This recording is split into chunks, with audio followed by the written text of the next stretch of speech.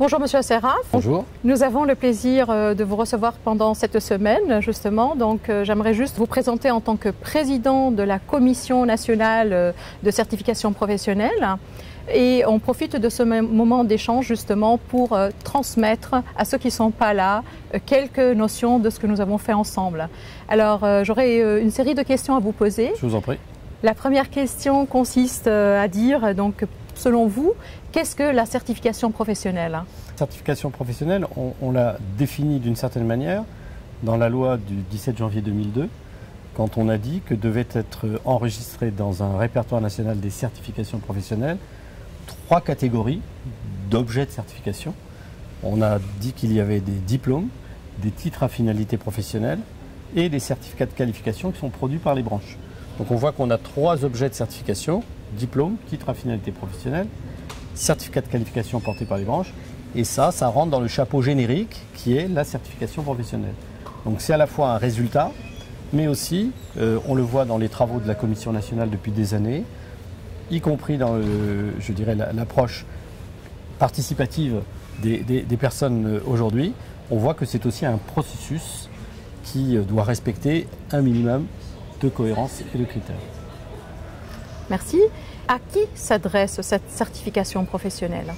Alors, la certification professionnelle permet d'attester, quand elle est enregistrée au RNCP, de 2 choses.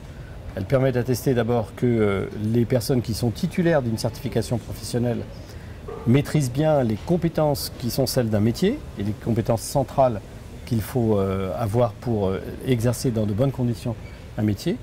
Et elle concerne aussi les personnes qui sont titulaires d'une certification professionnelle, puisque c'est un signal qui leur est utile, un signal social de leur qualification qui leur est utile sur le marché du travail. Et à quoi sert-elle? Alors, cette certification professionnelle, elle sert encore une fois à attester de compétences et elle sert à signaler aux autres que l'on a les compétences. Voilà.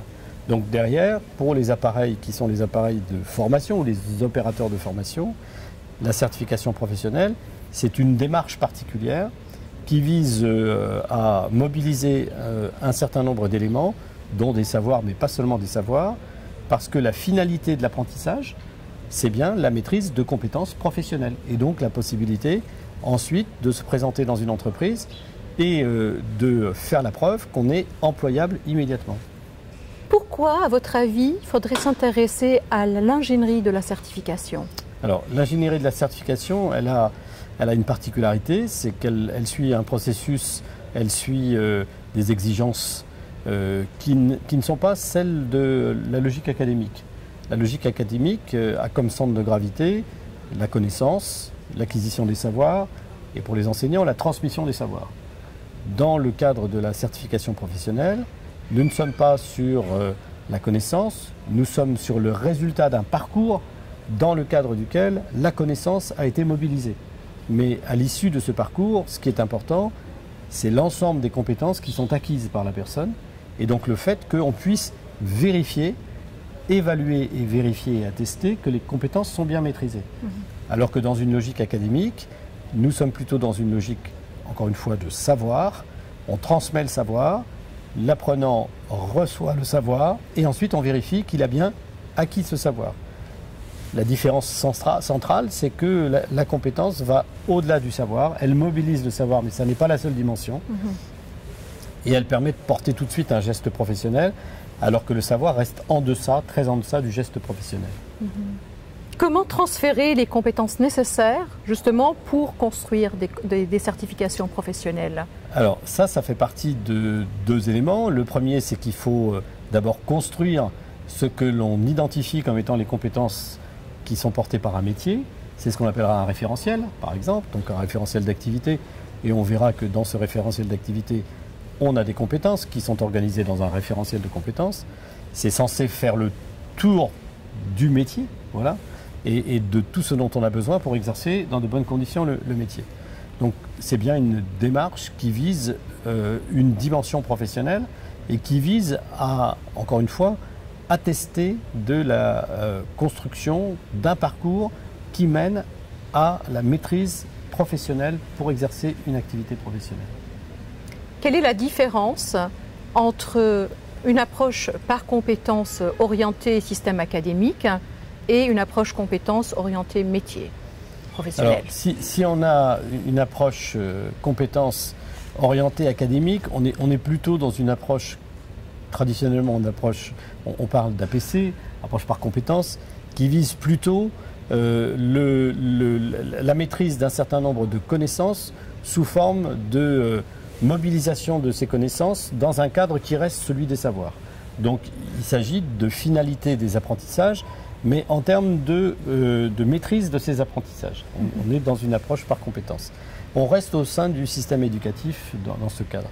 Alors que quand on raisonne dans une approche en termes ou en écriture en compétences qui s'inscrit dans une dynamique professionnelle, on sort de ce cadre formatif et je dirais le signal que l'on donne n'est plus vers le monde de la formation, mais le signal que l'on donne quand on a maîtrisé les compétences, c'est vers le marché du travail. Voilà, donc d'un côté, on regarde toujours vers le parcours que l'on a fait et le contenu de ce parcours en termes académiques. De l'autre, on regarde vers le marché du travail en disant « Regardez ce que mon parcours, qui n'est pas seulement un parcours académique, mais qui a permis l'acquisition de compétences, me donne comme niveau de professionnalisme qui me permet de m'insérer dans le monde professionnel. » Nous avons passé une semaine ensemble, alors avec 17 participants au sein du groupe IGS. Quel serait le moment fort de cette semaine passée ensemble? Alors je crois que ce qui est intéressant dans cette semaine, c'est le moment où on passe d'une approche qui explicite ce qu'est une démarche en termes de compétences et en écriture en compétences, puisqu'il s'agit quand même quelque part de mobiliser des acteurs qui auront besoin eux-mêmes ensuite de maîtriser ces outils. Donc le moment qui est intéressant, c'est le moment où on passe de l'ensemble de l'appropriation des concepts, l'ensemble de l'appropriation d'une méthodologie, d'une démarche, d'un certain nombre d'éléments ou de critères à respecter, autour de l'écriture, autour de la grammaire qu'on le mobilise, au moment où on passe à la mise en œuvre, à l'application. Parce qu'on est à la fois dans une phase où on était dans une logique très formelle et on passe à une logique où on devient un propre acteur de la construction et on voit à ce moment-là l'enthousiasme des participants à rentrer dans cette démarche puisque finalement on leur propose un outil qui va les guider et donc ils rentrent, on le voit avec stupeur, intérêt, grande motivation. Ils ne se sont pas arrêtés à la pause tout à l'heure pour pouvoir continuer leur travail et donc ça c'est enthousiasmant puisque c'est vraiment la bascule qui est pour moi importante dans un cadre où finalement à l'issue de ce parcours il y a un certain nombre d'expériences ou d'expertises que celui qui pilote peut avoir et il sait qu'elles sont transmises, que ces expertises sont transmises, que cette démarche est transmise et donc il ne peut qu'être satisfait puisque lui aussi à un moment donné a rempli son rôle de formateur puisqu'il a transmis, je dirais, une partie des compétences qu'il avait pour construire d'autres approches en compétences et ça c'est plutôt enthousiasmant pour quelqu'un qui a cette expérience et qui ne veut pas la laisser, je dirais, à un moment donné, morte. Et pour vous, un bon formateur serait quoi? Ça se mesure en général à la fin du parcours. Et la définition du bon formateur, c'est le regard des autres par rapport au formateur. Elle est là, la définition. Donc c'est le regard qu'ils portent sur le formateur, en considérant qu'ils ont vraiment acquis un grand nombre de choses et qu'ils se sentent mieux armés, plus forts après ce parcours qu'avant. Du Living Lab de Paris, au sein du groupe IGS, nous étions avec M. Georges Asseraf, président de la CNCP.